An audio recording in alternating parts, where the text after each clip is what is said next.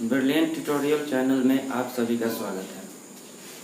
तो हम हमेशा की तरह आज फिर एक नए चैप्टर के साथ आपके सामने उपस्थित हूँ। तो आज हम लोग पढ़ेंगे BTBC का चैप्टर नंबर 3.3। 3.3 में मैं पहले क्वेश्चन नंबर 1 और क्वेश्चन नंबर 2 को बता चुका हूँ। आज मैं क्वेश्चन नंबर 3 को हल करके बताऊंगा। तो इसके लिए आप BTBC का किताब सामने रख ले ताकि आपको अच्छी तरह से समझ में आए। यदि आपने मेरे चैनल को सब्सक्राइब नहीं किया है तो सब्सक्राइब कर दे और बेल आइकन को दबा दे ताकि सबसे पहले वीडियो आपको मिल सके। तो चलते हैं, हम लोग देखते हैं अपने चैप्टर को कैसे बनाया जाता है उसके बारे में।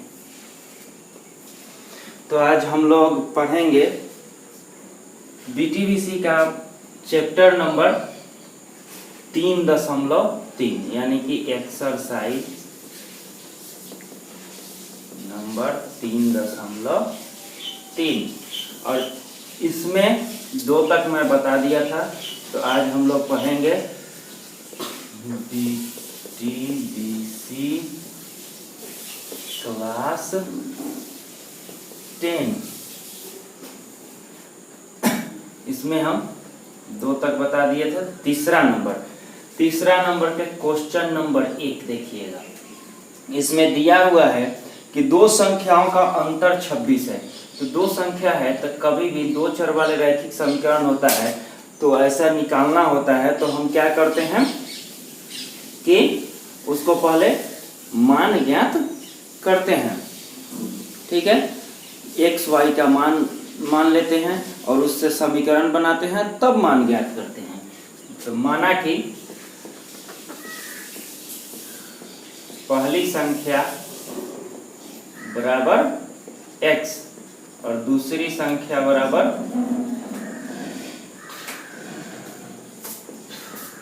y। पहली संख्या x और दूसरी संख्या y। इसको प्रतिस्थापन विधि के द्वारा हल करना है। तो देखिए 2 शर्त होते हैं और 2 समीकरण निकलते हैं उससे। तो पहले शर्त से क्या होगा कि आपको दिया हुआ है 2 संख्याओं का अंतर 26 है, यानी कि पहले शर्त से 2 संख्याओं का अंतर 26 यानी कि x माइनस y बराबर जो है वो हो जाएगा 26, समीकरण 1। अब दूसरे शर्त से क्या कहता है? दूसरे शर्त में कहता है कि एक संख्या दूसरी संख्या के 3 गुनी है। देखिए यहाँ पर x में से y घटा है तो 26 है, यानी कि बड़ा होगा x, तो बड़ा होगा x, तो यानी कि x जो है वो दूसरे के y के 3 गुनी है। तो इधर भेजेंगे तो x माइनस 3y अब बराबर इधर नहीं कुछ बचेगा तो 0, समीकरण ही हो जाएगा 2। अब इसको प्रतिस्थापन विधि से कह रहा है हल करने के लिए। तो आप प्रतिस्थापन विधि से भी हल कर सकते हैं, और यदि नहीं कहे कोई भी विधि से हल करने के लिए तो आप लुप्तीकरण विधि का उपयोग करें, क्योंकि लुप्तीकरण विधि ही सबसे ज्यादा उपयोग होने वाली विधि है और उसी के द्वारा जो है सो हम मान निकालते हैं। यदि कहे कि कोई भी विधि से कहे कि उसी विधि से हल ज्ञात कीजिए तो हम लोग ज्ञात करेंगे, अन्यथा लुप्तीकरण विधि का उपयोग करेंगे। तो देखते हैं इसमें x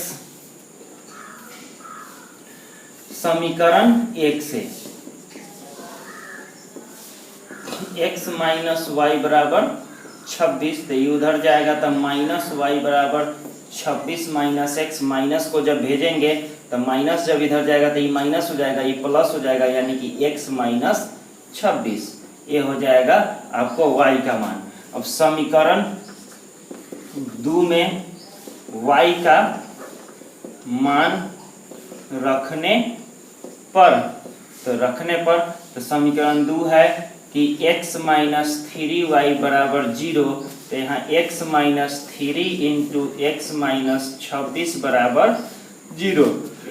यहाँ से आएगा तो x minus 3 x minus minus हो जाएगा ये प्लस, तो 6 3 18 के 8 और 3 दूनी 6 और 1 7 78 बराबर 0। तो 3 में से x जाएगा तो माइनस 2x और इसको उधर जब भेजेंगे तो माइनस 78, तो माइनस से माइनस कट जाएगा, या का चिन्ह जरूर दीजिएगा।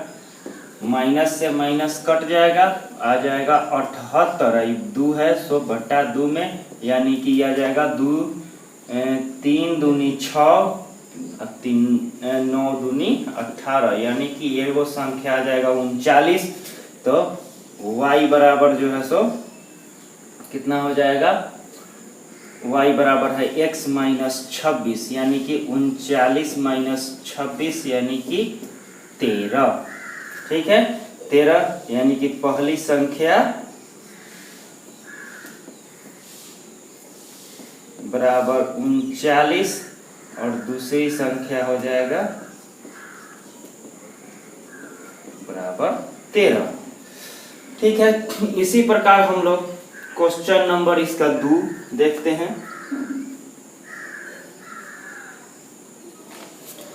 इसको प्रतिस्थापन विधि से कह रहा है, याद रखिएगा, कोई जरूरत नहीं है, यदि नहीं कहेगा प्रतिस्थापन विधि से हल करने के लिए तो हम लुप्तीकरण विधि का भी उपयोग कर सकते। दूसरा नंबर क्वेश्चन जो है वो है कि दो संपूरक कोण का जोगफल 180 डिग्री होता है।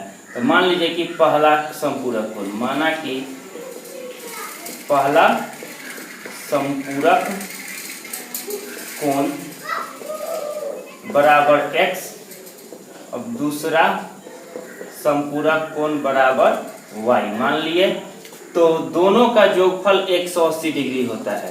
पहले शर्त से संपूरक कोण का जोगफल जो है वह 180 डिग्री होता है, तो समीकरण 1 हो जाएगा। पुनः दूसरे शर्त से कह रहा है कि एगो कोण जो है, कोण बड़ा कोण जो है छोटे कोण से 18 डिग्री अधिक है। बड़ा कोण मान लीजिए कि x है बड़ा कोण, तो वो जो है सो छोटा कोण से 18 डिग्री अधिक है। तो y इधर आएगा तो x माइनस वाई बराबर 18, समीकरण 2। अब समीकरण 1 से वैसा ही प्रतिस्थापन विधि से क्या करेंगे, निकालेंगे। तो समीकरण 1 से लेंगे तो x प्लस वाई बराबर 180, तो y बराबर हो जाएगा 180 माइनस x। तो यहाँ पर मान रखेंगे x। अब समीकरण 2 में y का मान रखने पर यह है आपको समीकरण 2, x माइनस वाई बराबर 18 है, तो x माइनस वाई का मान है 180 माइनस x। ठीक है, अब जो है यहाँ पर आ जाएगा आपको बराबर 18, रख दिए मान y की जगह, जो मान निकाले थे समीकरण 1 से उसको रख दिए। अब देखिए यहाँ पर क्या आ जाएगा, x माइनस 180 और माइनस माइनस प्लस x बराबर 18, x ये हो जाएगा 2x बराबर 18, उधर जाएगा तो प्लस 180, यानी कि 2x बराबर हो जाएगा 198 x बराबर हो जाएगा 198 बटा 2, यानी कि 2 से 2 नवा 18 होगा। और फिर जो है सो यहाँ एक यानी कि 2 नवा 18, यहाँ आएगा आपको 99 डिग्री, x का मान जो होगा वह होगा 99 डिग्री। यहाँ जो होगा ये हो जाएगा 99 डिग्री, तो 1 और यहाँ जो है सो 17 में से 9 जाएगा तो 9 8 17, यानी कि 81। ये होगा 99 डिग्री का पहला कोण और दूसरा कोण होगा 81 डिग्री का। ये हो जाएगा आपका आंसर। फिर अब अगला क्वेश्चन देखते हैं।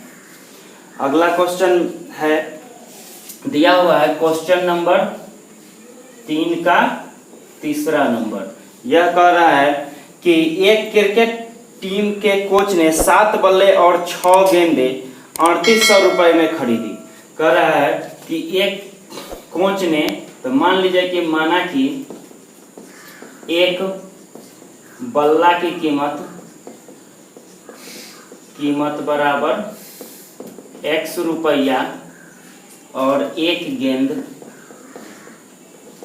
की कीमत बराबर है y रुपया। तो पहले शर्त से कह रहा है 7 बल्ला और 6 गेंद, यानी कि 7x, 7 एगो बल्ला का कीमत x, तो 7 गो बल्ला का 7x और प्लस 6 गो गेंद यानी कि 6y बराबर ही खरीदा 3800 रुपया में। समीकरण 1 हो गया। दूसरे शर्त से फिर कह रहा है, दूसरे शर्त में फिर कह रहा है कि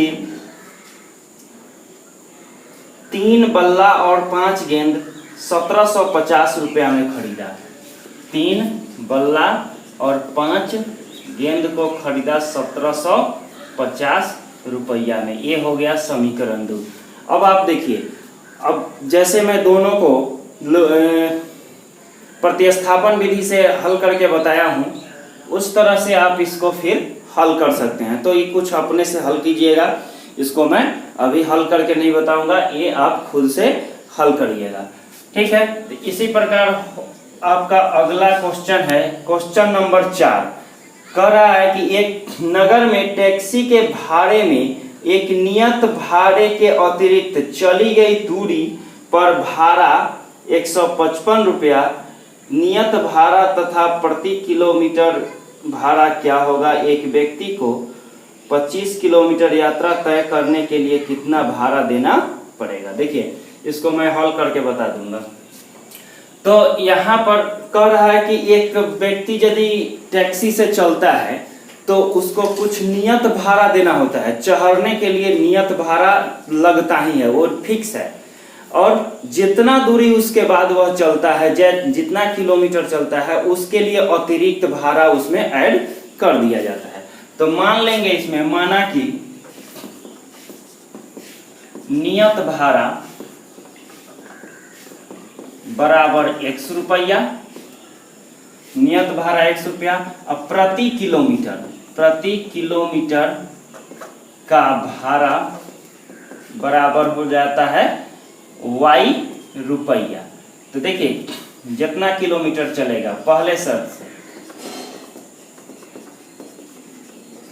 शर्त में क्या हुआ कि वह जो है कितना चलता है, 10 किलोमीटर चलता है। तो x तो नियत है, उतना लगना ही है। अब जो है सो 10 किलोमीटर चला तो 10x, वही कुल मिला के हो गया 105 रुपया।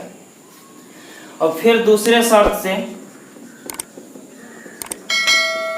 से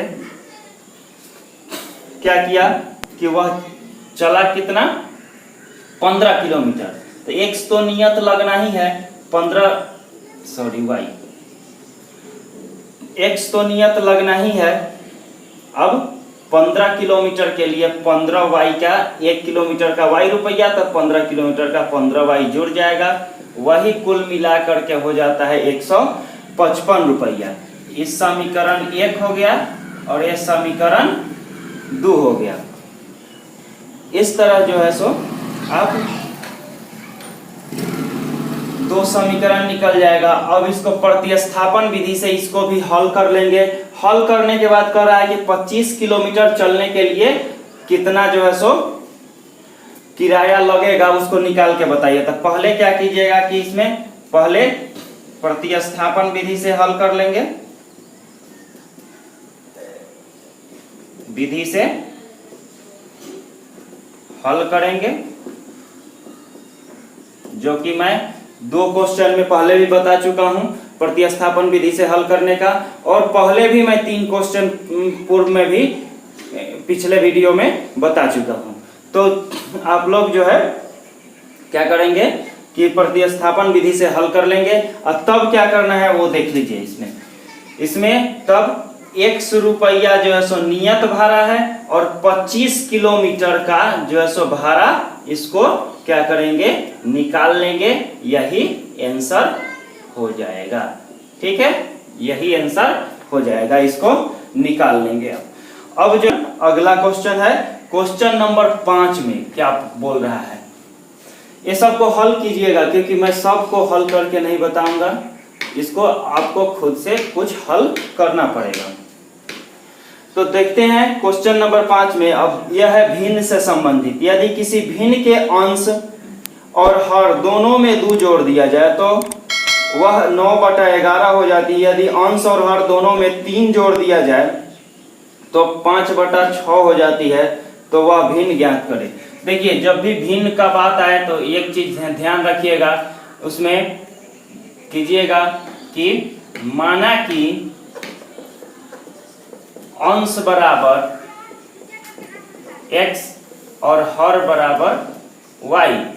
अब देखिए यहाँ पर तो भिन्न जो होता है वह होता है अंश बटा हर। तो यानी पहले शर्त से अब होगा, शर्त से कि दोनों में 2 जोड़ दिया जाता है, x प्लस 2 कर दिया जाता है, y प्लस 2 कर दिया जाता है, तो भिन्न हो जाता है 9/11 के। दोनों में 2 जोड़ दिया जाता है तो 9/11 के हो जाता है। तिरछा तिरछी गुना करेंगे तो 11x प्लस 11 दूनी 22 बराबर 9y अब प्लस 9 दूनी 18। अब 11x अब माइनस उधर से आ जाएगा 9y बराबर 18 और उधर जाएगा तो माइनस 22, यानी कि 11x माइनस 9y बराबर हो जाएगा 18 में से 22 जाएगा तो 18 4 22, यानी कि -4 समीकरण 1। पुनः दूसरे शर्त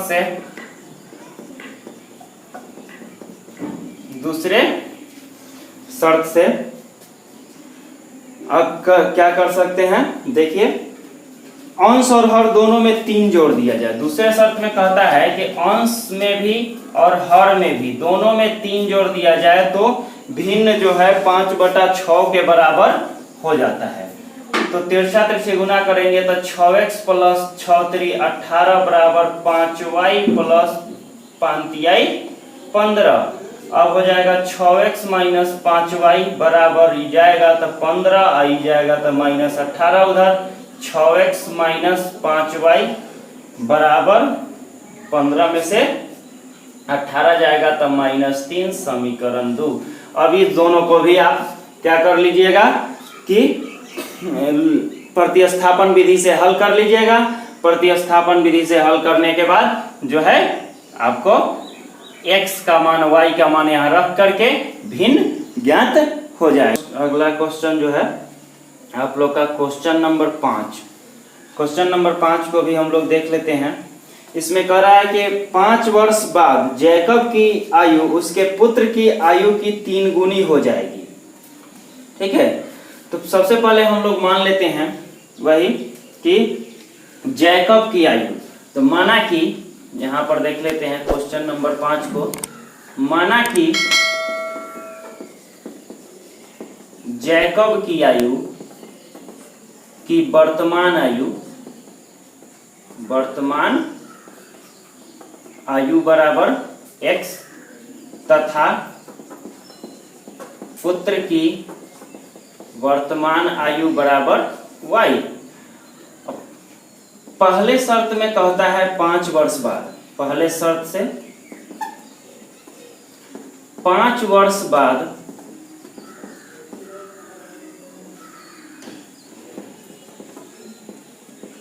जैकब की आयु x प्लस 5 तथा 5 वर्ष बाद पुत्र की आयु हो जाएगा y प्लस 5। यानी कि कह रहा है कि जैकब की आयु पुत्र के आयु के 3 गुना के बराबर था। x प्लस 5 बराबर 3y प्लस 5 तिहाई 15। तो x माइनस 3y बराबर 15 और उधर जाएगा तो 5, यानी कि x माइनस 3y बराबर हो जाएगा 5 समीकरण 1। फिर दूसरे शर्त से दूसरे शर्त में क्या कहता है कि 5 वर्ष पूर्व, तो 5 वर्ष पूर्व जैकब की आयु क्या है, x माइनस 5 वर्ष हो जाएगा। अब 5 वर्ष पूर्व पुत्र की, उसकी पुत्र की आयु हो जाएगा y माइनस 5।